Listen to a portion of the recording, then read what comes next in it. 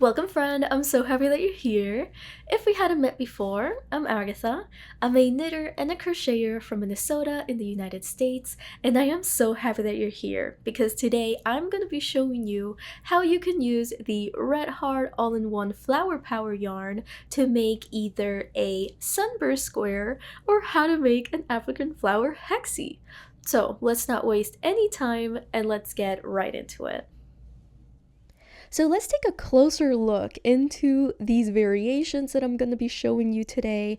This is the one that I came up with. This is my version of a Sunburst Square. It was so hard for me to get more clusters in here using the brown. I was only able to fit 12. I know this about myself. I tend to lean into being a little bit of a tighter crocheter, but I've been loosening up my tension a lot as the years have gone on. I feel like tighter crocheters out there, if you want to make this look less holy and you want to fit more clusters in here, just make sure that it is divisible by 4. There's 12 clusters in here, you would need 16. So that would mean that you would also need to somehow fit 16 double crochets or stitches in this very first color. And for this African flower hexie is not something that I came up with myself. The instructions on how to make these were so graciously provided to me by Becky, who sent me an email a few weeks ago. If you're watching this, Becky, I just want to send another shout out to you. Thank you again so much. I ended up having so much fun with this one. I made these a lot faster than I made these. But I do recognize that Becky is probably a tighter crocheter than I am because she was able to fit 7 double crochets into these petals and I was only able to fit 6. So that did force me to change the first round in the gray a little bit, but something that I want to mention, if you haven't given a try or if you're thinking about giving these a try, is something that I found so enjoyable about this flower power version of this yarn is once you get the center down, you can play with the third and last color all you want. If you don't like the way that I'm doing them here, then feel free to play around and mess around with it. I'm left with so much yarn in these. You really can't go wrong. I also want to point out for both of these versions, because we're doing so very much with the very first color, on both of these variations, I had to do it with a 5mm hook, and then after that, the rest of all of the rounds I did with my 6mm hook. So depending on your tension, depending on your gauge, you will most likely have to play around with it, with the size of your hooks. Also, just feel free to modify these to make them work whichever way works for you. I think that is the secret sauce on how to have fun with this yarn. So first up, I'm going to be showing you how I make this Sunburst Square, and then I'm going to be showing you how Becky does the African flower hexie and how I was able to modify it just to make it work with my tension. So if you want to skip ahead or go back, whatever it is, check the chapters in this video and it'll take you right to where you want to be. So let's get started. So if you have been here before, you know what the deal is. You want to take out all of the first color and more. You want to make sure that the yarn is flowing through your fingers exactly the way that you want it to, and to not be having any sort of tension by being balled up or by being in this skein. And you'll also notice that I add a pretty long tail of the previous color. We're left off with so much. Just do yourself a favor and leave a little extra of the previous color in the beginning. Also because, you can imagine, since I'm having to size down to a 5, I use up a lot of the first color. It's pretty hard to get it to work otherwise. So to start, this is about the amount of yarn that I leave before a slip knot, and I'm not exactly sure exactly how much that is. So let's measure that right now, just in case it's helpful for anyone.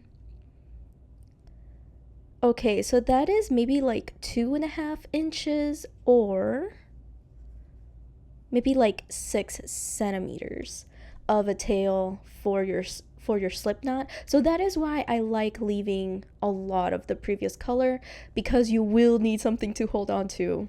You've probably heard me say this 1,000 times, but basically I don't like starting my squares with a magic ring just because I've watched enough YouTube videos of people that have done magic rings and they've come undone in the washer.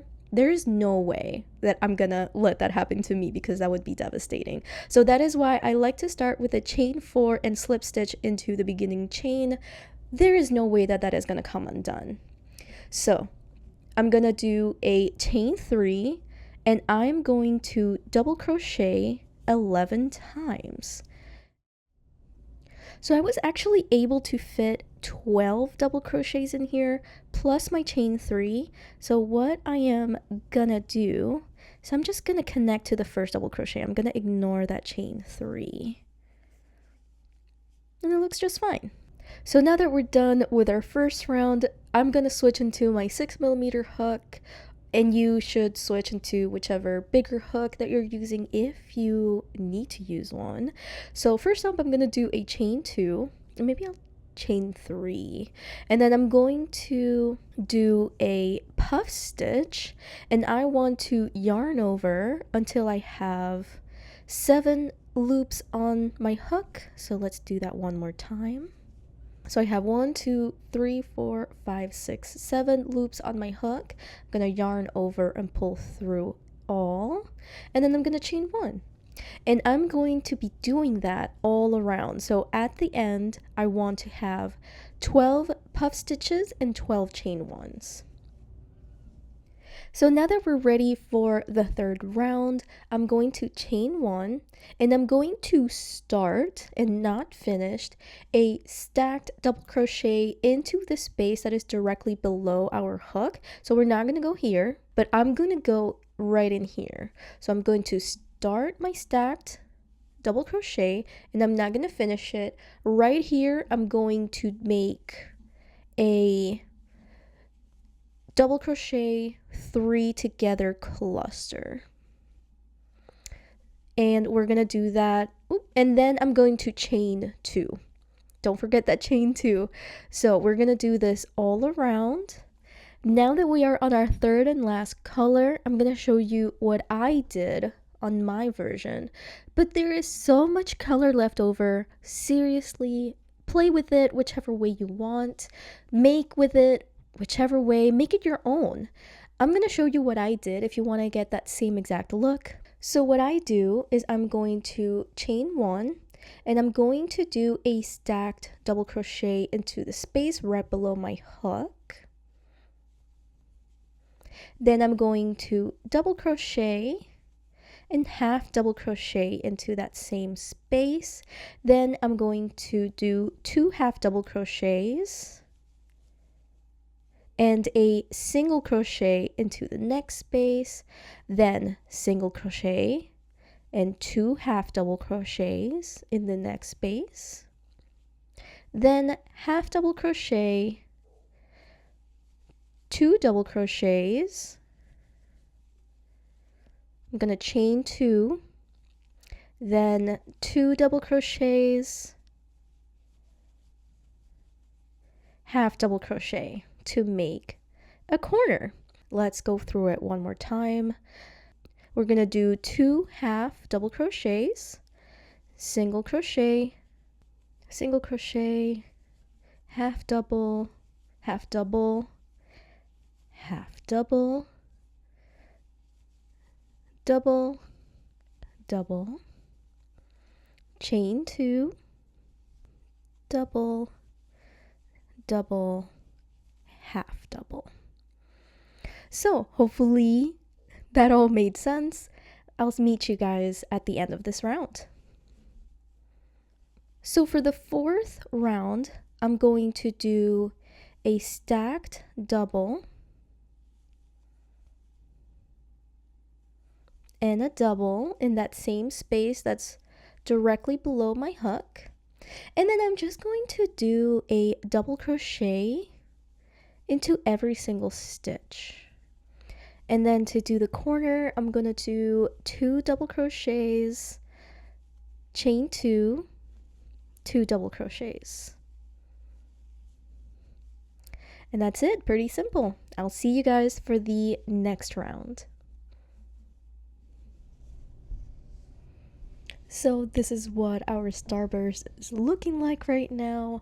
For the last round, what I'm gonna do is I'm going to chain 1 and make a single crochet into this space directly below our hook, and then I'm going to just single crochet all around, and then I'm gonna do 4 single crochet per corner, and that's it. And don't forget this stitch that's right here that can get kind of hidden sometimes, but go all around, do single crochets all over, and I will meet you guys at the end.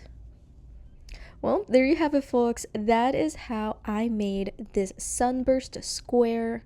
Like I mentioned before, if you know that you are a very tight crocheter and you want to try to avoid having this gapiness in between the stitches, if you want to try making this a 16 stitch sunburst, then go right ahead.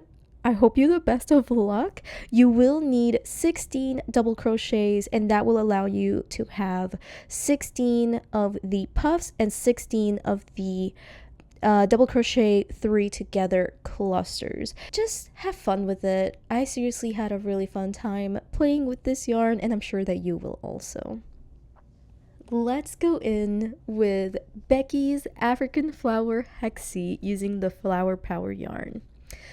So just like with the other one, I'm going to start with a 5mm crochet hook, and then I'm going to switch to the 6mm crochet hook to do all of the white and all of the gray.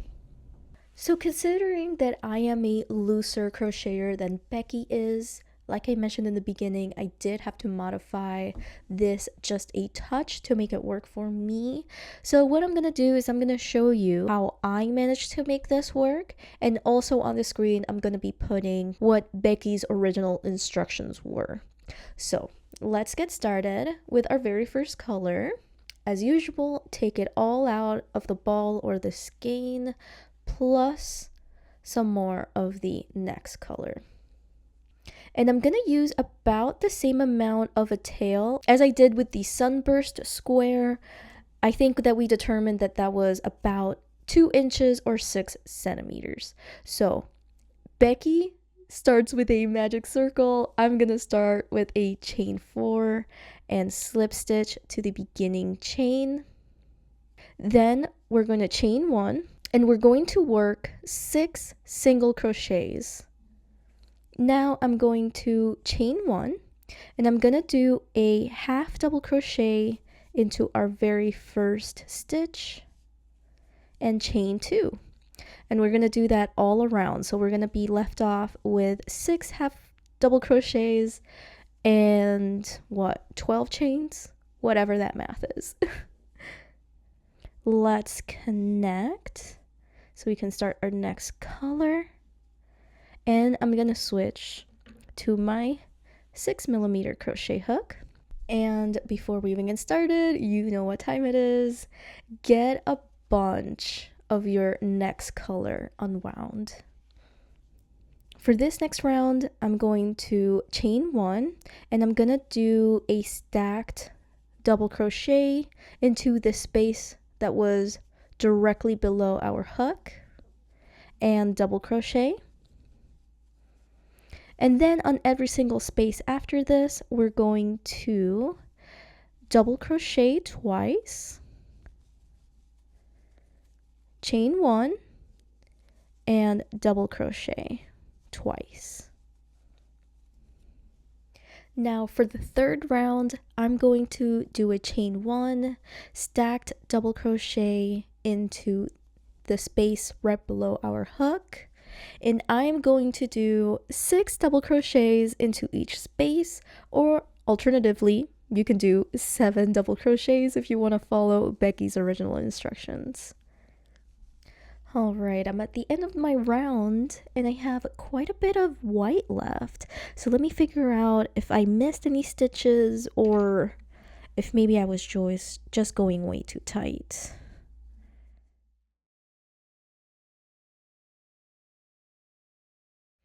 Yeah, I've got all of my stitches, so I guess I was just going a little bit too tight. So let's see how many chains I have. So I have 1, 2, 3, 4, 5, 6 chains worth of white. So I think what I'm gonna do, so I'm gonna go way back. I think I'm gonna go back to the beginning of this round and just loosen up. And that should make it a lot easier to use up all of this yarn. Oh, I'm so close to using up. Let's see. I'm gonna go like super loose on these last 2 stitches. There we go. That's good enough. Let's connect.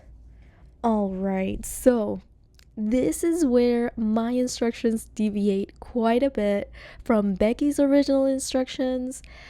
I just did it to make it work with my gauge, considering I was only able to fit 6 double crochets into these petals. But again, feel free to either follow my instructions or follow Becky's instructions, or just make it work to work with your gauge. Do whatever you need to do to make it work. So I'm going to chain 1 and I'm going to half double crochet into that first stitch. Then I'm going to single crochet into this section. So this is round 3, I guess, technically, and loosen up. Then I'm going to do 3 half double crochets. Then I'm going to half double crochet in between these 2 stitches. And then 3 more half double crochets into the next 3 stitches.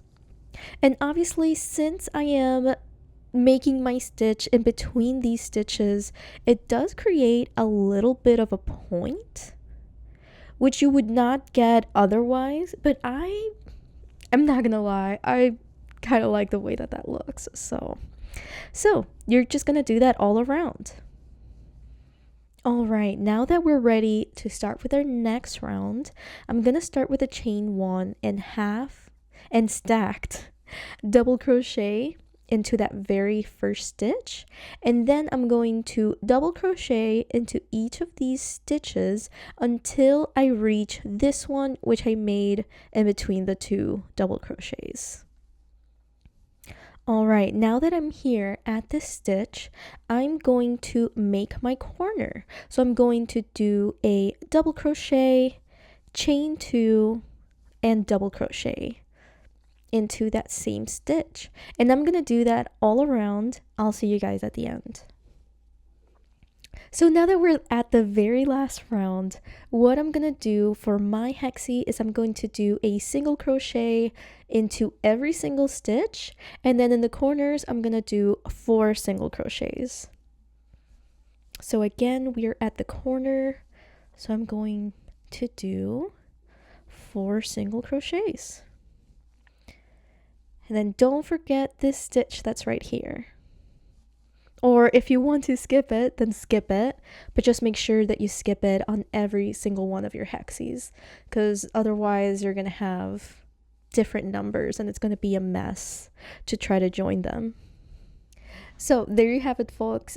Here are these variations on how to make a sunburst square and how to make an African flower Hexie. At this point, if you've been to my channel before, you know that I am very biased towards this yarn. I find it really fun to work with, although, you know,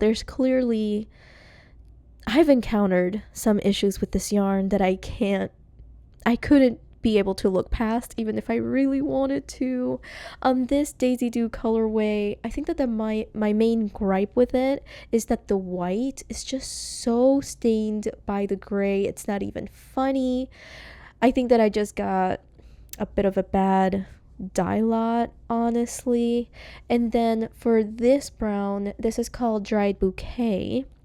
I encountered this. So this is, I believe, my third to last square that was available in my skein. And you can clearly see the difference in that tan color. It's just so not saturated on this square. I'm not exactly sure. How am I going to position this in my project so that it's not so crazy noticeable? Especially because this is the only one that came out that way. So, you know, I suppose as a huge fan of this yarn, I also need to be able to give it some grief where it's due. I hope that I've been able to inspire you into giving these yarns a try. If you have access to it, go out there, buy yourself a skein, and play around with it a little bit. I hope that I've also inspired you to make something that you love, go out there, have fun with this yarn, and I hope that I will see you on my next video. Bye for now.